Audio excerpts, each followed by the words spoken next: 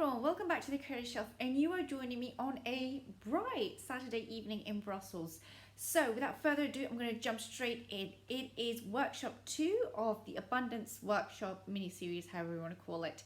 So I had a comment in the last workshop about how long this would last. So I'm going to just do now, first and foremost, kind of like a framing and a recap of how this is working. So there's going to be 4 workshops in total, starting from the April the 30th. So that was last week, which was the new moon and in Taurus. And we're going to go all the way till the last quarter moon in Taurus. So 4 workshops in total, new moon, then we have the first quarter, then we have full moon, the full moon in Scorpio, within the realm of Taurus, a bit confusing, but there you go. And then finally, we have the last quarter moon. And because we're covering the moon as it goes through the sign of Taurus, the sun sign of Taurus right now, I thought it would be interesting to do a workshop on abundance.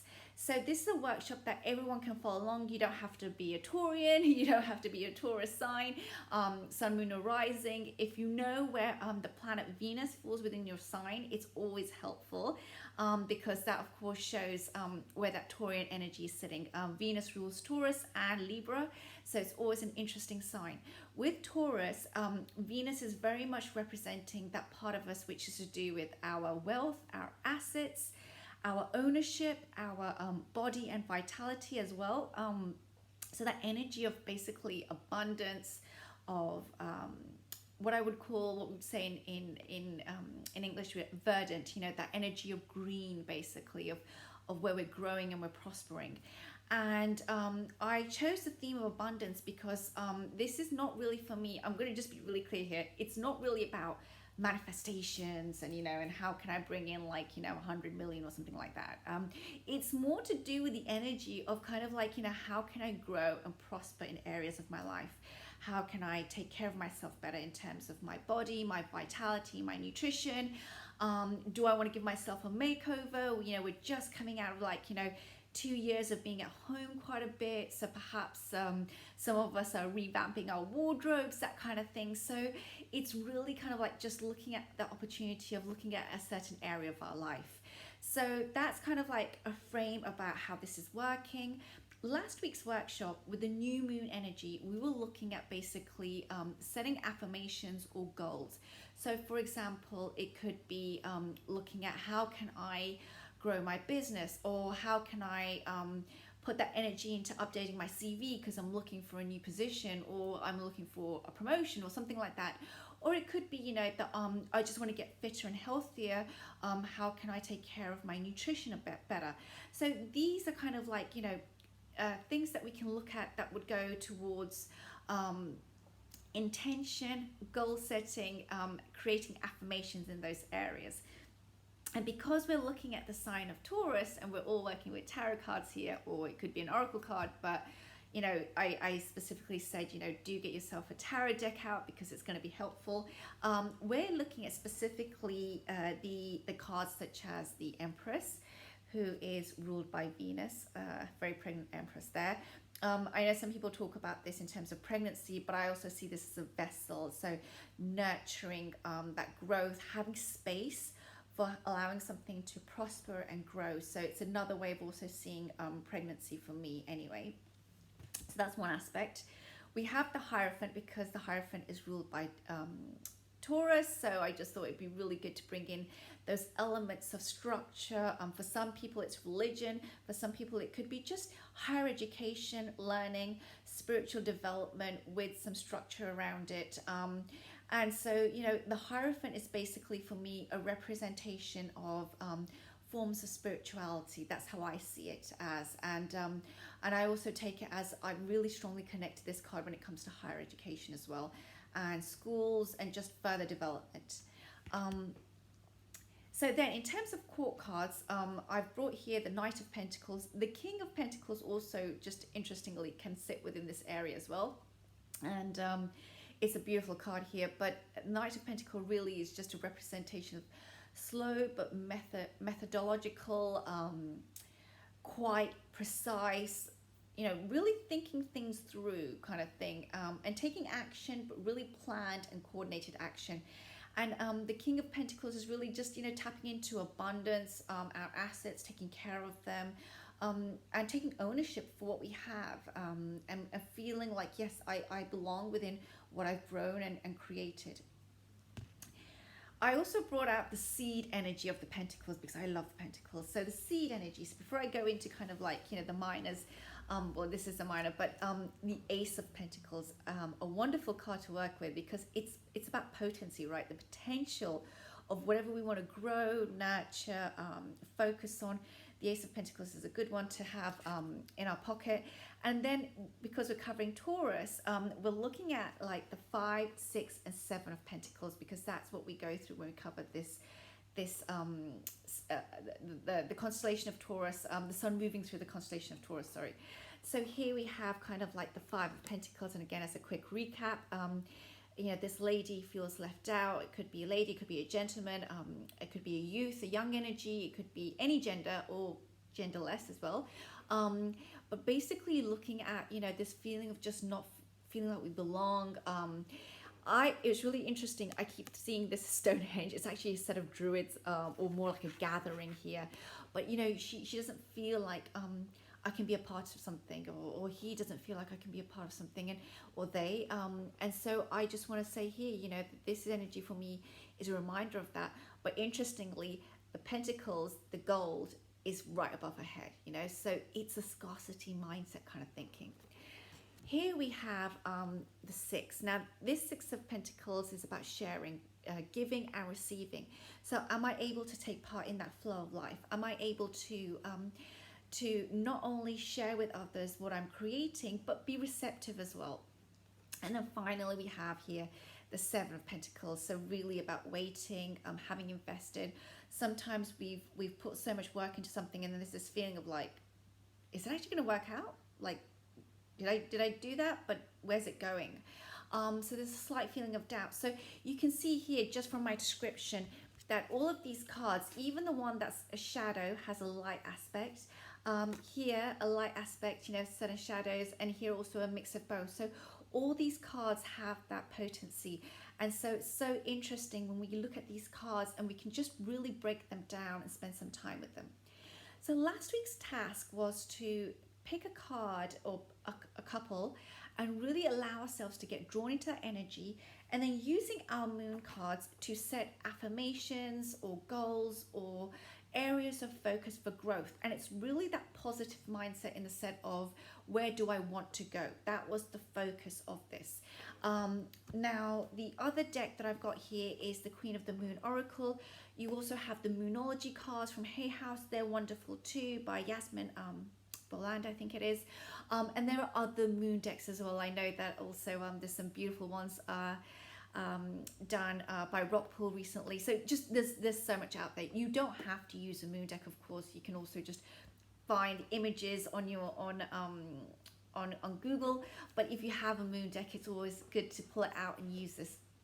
And one of the things that I suggested was, if you are using the moon, is to look at the cards that are in that space from going from the new moon up to the first quarter, because that's what we're building towards. So moon cards such as New Beginnings, here we have. Then we have Waxing Crescent, Realization, Acceptance. So in order for me to move on to something, I actually just need to accept where I'm at in terms of the status quo. Growth, areas of growth. So that really signifies that. Self-love.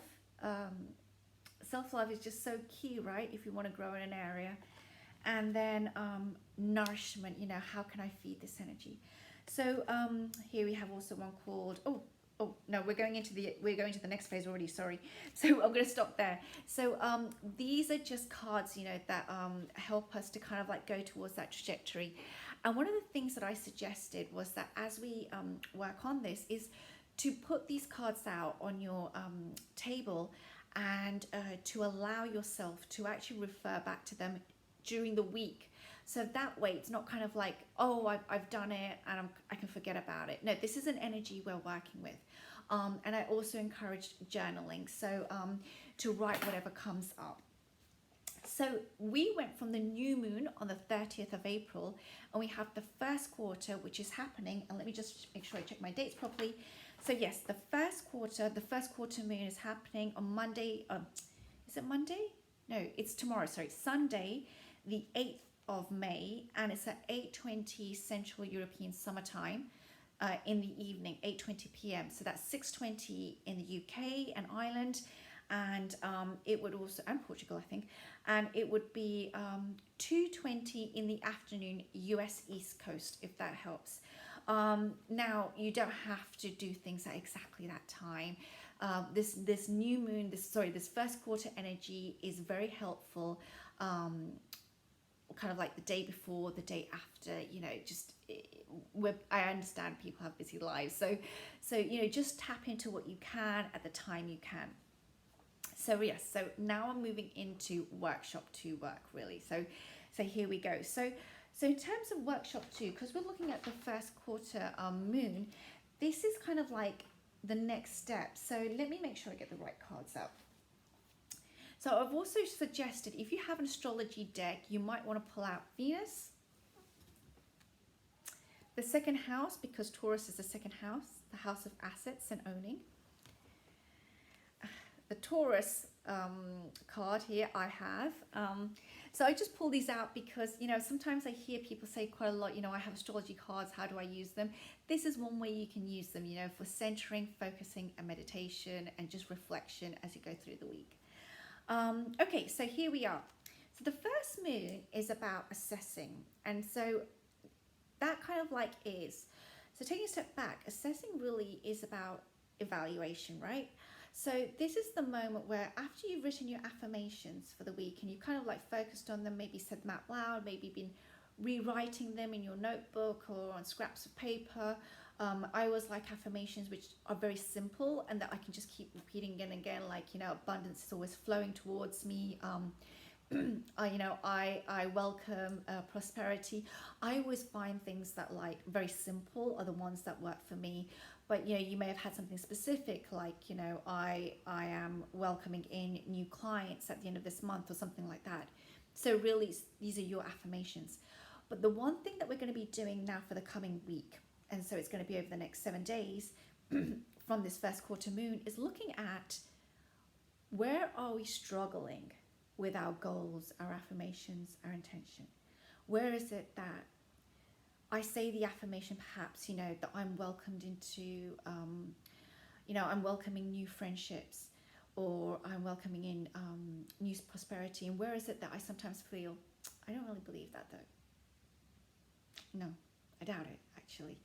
And so this is the part that some people would call the shadow self. I call it the self of me that kind of like has a resistance. That's how I see it, as has a resistance.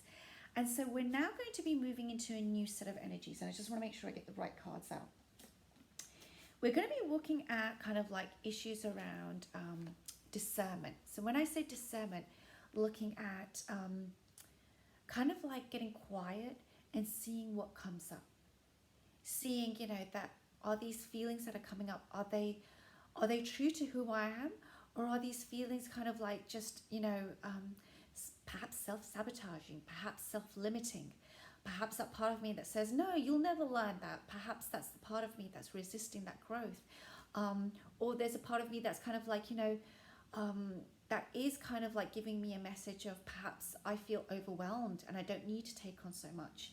So that's kind of like questions here that are coming up. Another part of assessment could be fear, just our normal fears and what's coming up there. It could be to do with memories. And again, just, be gentle with yourself as you do this. This is not meant to be an exercise of being hard on ourselves. I see this as an exercise of allowing things coming to the surface. I'm a Scorpio sun, and I have to say I'm one of those people that I always feel that instead of digging and grilling down to the bone, I allow things to rise up, and what floats up. And some people find that really kind of like, but I'm like, whatever needs to come up from that, like from the sediment from below of that still lake, it will come up naturally, and I don't need to force it. And I personally have felt that in my spirituality and growth, things come up as they need to, as I can handle them. I don't need to hurt myself and harm myself by digging and forcing something. That's not myself. So I'm just sharing here. So you do what's right for you. But don't please feel forced into looking at something that might be just not at the right time for you right now. So there you go. So that's fear. Setting good boundaries. That's another thing, all right? So where is it that I need to draw new boundaries? And this is not about, for me, going around saying, these are my boundaries and you must respect them. But I personally feel that most of the time the boundaries are within me, about me doing something that perhaps is pushing myself too far, or just stretching my power. And I need to take care of that. So that's how I see it sometimes, boundaries. But, again, see how you feel with that one. And so these are just suggestions of how one can look at it. This is one is will, where is it that I need to take action? And then, so again, go through your moon deck. These are just suggestions for prompts. See out of these questions that I've just said out loud, maybe one of those really comes up for you. Perhaps you already have a question of your own. You're like, no, I know what's the resistance. Like, I already know it. And so allow yourself to journey with that and go with that. No need to doubt yourself there. So I'm just going to check my notes again, like if I've covered this in terms of the prompts. And so this is how, another thing that you could do is you could lay your cards. So I'm going to take a card and I'm just going to play with it, and let's just go on a trip together as an example. So for example, let me take the Six of Pentacles, right? That's giving and receiving. And let me just take one of these cards that I've just mentioned here. Okay, let's take fear. So let's say I've taken Six of Pentacles and I've taken fear. I can start layering this and ask myself the question, what's the fear? Is the fear that if I give, there's going to be nothing left for myself? Or is the fear that I give and if I take, I might be seen as greedy? Is that a fear? Is there a fear that I can never get that balance right? Is there a fear that if I take, then perhaps I owe someone? These could be questions that start to come up. And I would really encourage that whatever cards you're using, to use the visual cue, because that's the beauty of working with tarot and oracle decks. We have visual cues. So perhaps you have in front of you an image and you're like, wow, in that image already I'm seeing it. Like for example, for me in this fear card from the Queen of the Moon Oracle, I see these birds, right? These crows flying. Now they can be great messengers, but sometimes also this card right now, what it's telling me is sometimes I can get so caught up in my thoughts that the fear is actually just in my own head. Like I don't need to second guess it so much. Like actually in giving and receiving, it's a natural flow and it balances itself out. Perhaps that's it. But I would allow myself to sit with this, and I would sit with these cards for a few days actually, so they'd be on my altar space. Of course you do you, but I'm just sharing here so that, take what resonates basically and leave the rest. And then the next thing, which might be a bit of fun, is you get a new deck. So maybe a tarot and oracle deck. I've got here with me my trusted golden Art Nouveau tarot. I love this deck. So you can get your deck, and let's get it out. Give it a good shuffle. Bear with me here. Give it a good shuffle and pick a card, either randomly or one that calls you, whatever you feel like. I'm going to pick one randomly and see what comes up.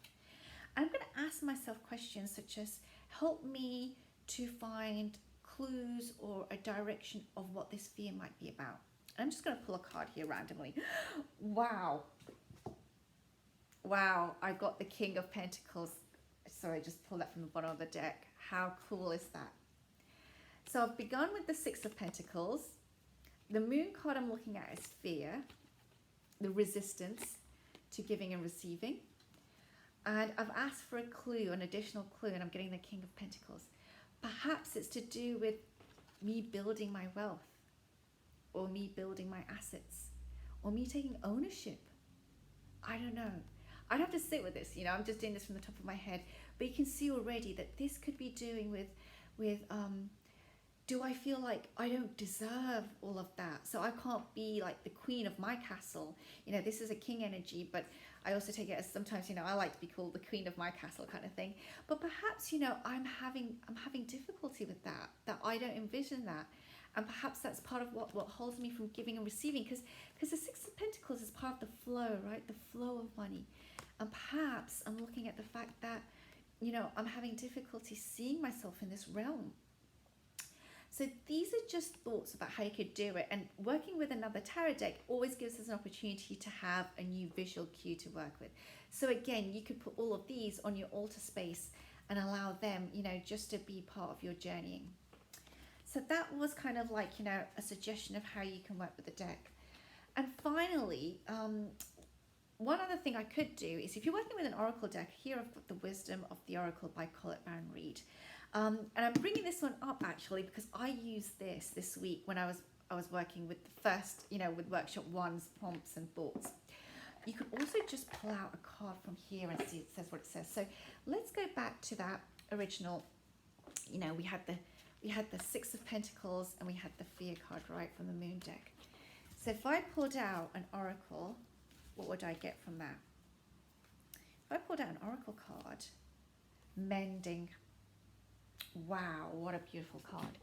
So now it's giving me the prompt instead here that this is to do with giving and receiving. This is my fears, and this is telling me I can heal, you know, and I can also just put all of these together as well, right?